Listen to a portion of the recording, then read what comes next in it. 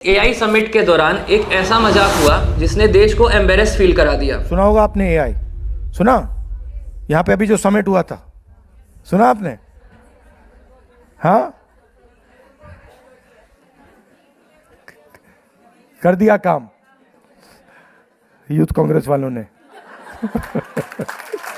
दुनिया के कई डेमोक्रेसीज में एक चीज बहुत कॉमन है, जर्नलिस्ट सीधे नेताओं से सवाल पूछते हैं, कभी कभी बहुत टफ सवाल, कभी कभी ऐसा सवाल जो उन्हें अनकंफर्टेबल कर देता है।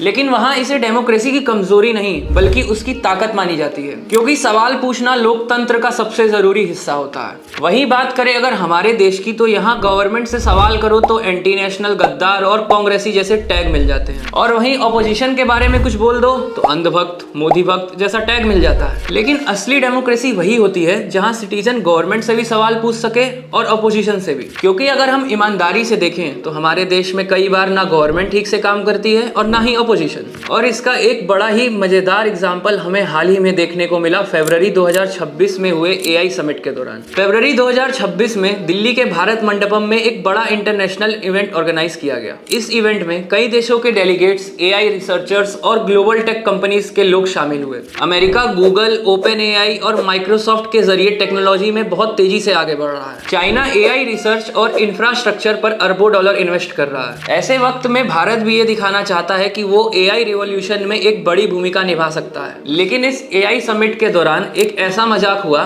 जिसने देश को एम्बेरस फील करा दिया, और सोशल मीडिया पर ये एआई समिट डिबेट का विषय बन गया। एक स्टॉल पर एआई रोबोट डॉग का डेमो दिखाया गया। ये स्टॉल गलगोटियास यूनिवर्सिटी के रिसर्च एंड डेवलपमेंट सेंटर से जुड़ा हुआ बताया गया। शुरुआत में ये दावा किया गया कि ये रोबोट स्टूडेंट्स की इनोवेशन है। You need to meet Orion, and this has been developed by the Center of Excellence at the Galgotias University. अगर ये सच होता तो ये भारत के लिए गर्व की बात होती, लेकिन थोड़ी ही देर में सोशल मीडिया पर लोगों ने उस रोबोट डॉग के डिजाइन को पहचानना शुरू कर दिया। कुछ लोगों ने दावा किया कि ये रोबोट डॉग चाइना की एक रोबोटिक्स कंपनी का कमर्शियल प्रोडक्ट है, जो पहले से ही बाजार में अवेलेबल है। यानी जिस चीज को स्टूडेंट इनोवेशन बताया गया, वो रोबोटिक डॉग एक इंपोर्टेड टेक्नोलॉजी निकली। और यहाँ तक कि इस डेमोन्स्ट्रेशन में मॉडल नेम और नंबर भी सेम रखा गया। अब नकल के लिए भी तो अकल की जरूरत होती है, जो कि इनमें तो है नहीं। इनको लगा कौन ही देखेगा, बस फिर क्या था, इंटरनेट पर सवाल उठने लगे कि अगर ये इंपोर्टेड प्रोडक्ट था तो इसे इनोवेशन की तरह क्यों दिखाया गया। बस एक बात मुझे समझ नहीं आई,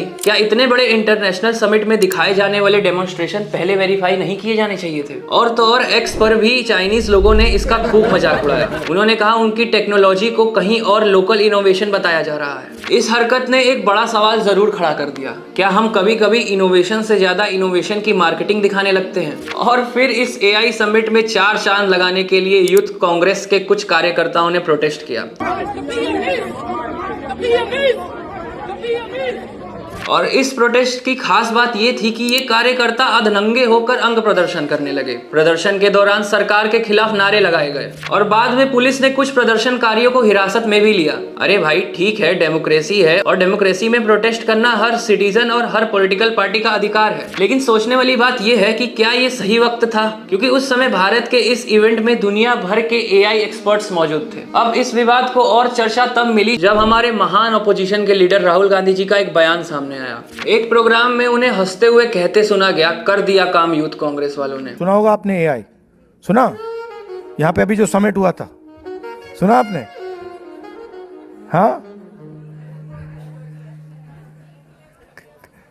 कर दिया काम यूथ कांग्रेस वालों ने। वाह राहुल जी वाह, देश की थूथू कराकर आपको मजा आ गया। मजा आया। और कुछ रिपोर्ट्स के अनुसार उन्होंने प्रोटेस्ट करने वालों को बब्बर शेर तक कह दिया। और इसके बाद फिर ये एआई समिट एक राजनीतिक बहस बन गई। लेकिन अगर हम सिर्फ ऑपोजिशन को क्रिटिसाइज करें तो तस्वीर थोड़ी अधूरी सी लगेगी, क्योंकि सवाल तो सरकार से भी पूछना पड़ेगा। भारत आज एआई सुपर पावर बनने की बात कर रहा है, लेकिन अगर हम चाइना को देखें तो वो एआई की तैयारी सालों से कर रहा है। चाइना ने एजुकेशन, रिसर्च और टेक्नोलॉजी इंफ्रास्ट्रक्चर में भारी इन्वेस्टमेंट किया है। वहाँ बच्चों को स्कूल से ही कोडिंग और रोबोटिक्स सिखाई जाती है। लेकिन अगर हम आज भारत की ग्राउंड रियलिटी देखें तो कई गवर्नमेंट स्कूल में आज भी बेसिक इंफ्रास्ट्रक्चर की कमी है। कहीं बच्चों के बैठने के लिए प्रॉपर बेंचेस नहीं है, कहीं टॉयलेट्स की हालत खराब है और कई स्कूल्स में तो टॉयलेट्स ही नहीं है। कहीं स्कूलों में टीचर्स की कमी है तो कहीं स्कूलों में टीचर्स पढ़े लिखे ही नहीं लगते। पर्यावरण को इंग्लिश में क्या बोलते हैं? पर्यावरण के ज्योग्राफी बता ज्योग्राफी को पर्यावरण बोलते हैं। ना पर्यावरण हाँ विज्ञान। ऐसे में सवाल उठता है कि अगर बेसिक एजुकेशन ही मजबूत नहीं है तो एआई रिवॉल्यूशन की तैयारी कैसे होगी। ये भारत देश की आलोचना नहीं है। असल में देश से प्यार करने का मतलब उसकी कमियों को पहचानना और उन पर काम करना होता है। आंखें बंद कर लेना, हाथ में झंडे ले लेना देशभक्ति नहीं होती। और राजनीति में भी यही फर्क साफ दिखाई देता है, क्योंकि ऑपोजिशन का काम भी सिर्फ नारे लगाना और शोर मचाना नहीं होता। ऑपोजिशन का काम होता है सरकार की नीतियों पर सवाल उठाना। उदाहरण के लिए राघव चड्ढा ने पार्लियामेंट में 10 मिनट के डिलीवरी मॉडल की सेफ्टी और गिग वर्कर्स की कंडीशन जैसे मुद्दे उठाए। सर मैं बात कर रहा हूं जोमेटो और स्विगी के डिलीवरी बॉयज की, ओला उबर के ड्राइवर की, ब्लिंकिट जेप्टो के राइडर की और अर्बन कंपनी के प्लम्बर, ब्यूटिशियन जैसे अन्य लोगों की। सर सरकारी भाषा में इन्हें गिग वर्कर कहा जाता है। उन्होंने टेलीकॉम रिचार्ज की बढ़ती प्राइसेस पर भी सरकार से सीधे सवाल पूछे।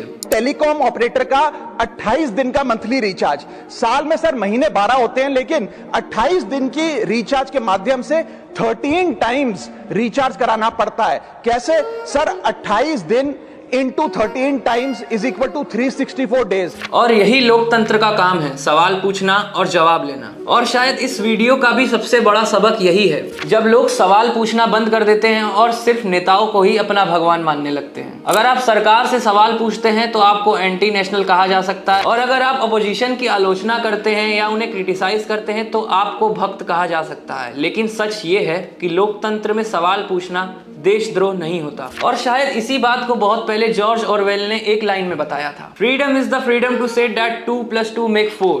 If that is granted, all else follows। मतलब सच्ची आजादी वही है जहां नागरिक सच बोल सके और सवाल पूछ सके, क्योंकि सवाल पूछने वाले नागरिक ही देश को सच में मजबूत बनाते हैं। आशा है वीडियो आपको पसंद आई होगी। नीचे दिए हुए सब्सक्राइब बटन को दबाकर हमें सब्सक्राइब करना ना भूलें। धन्यवाद।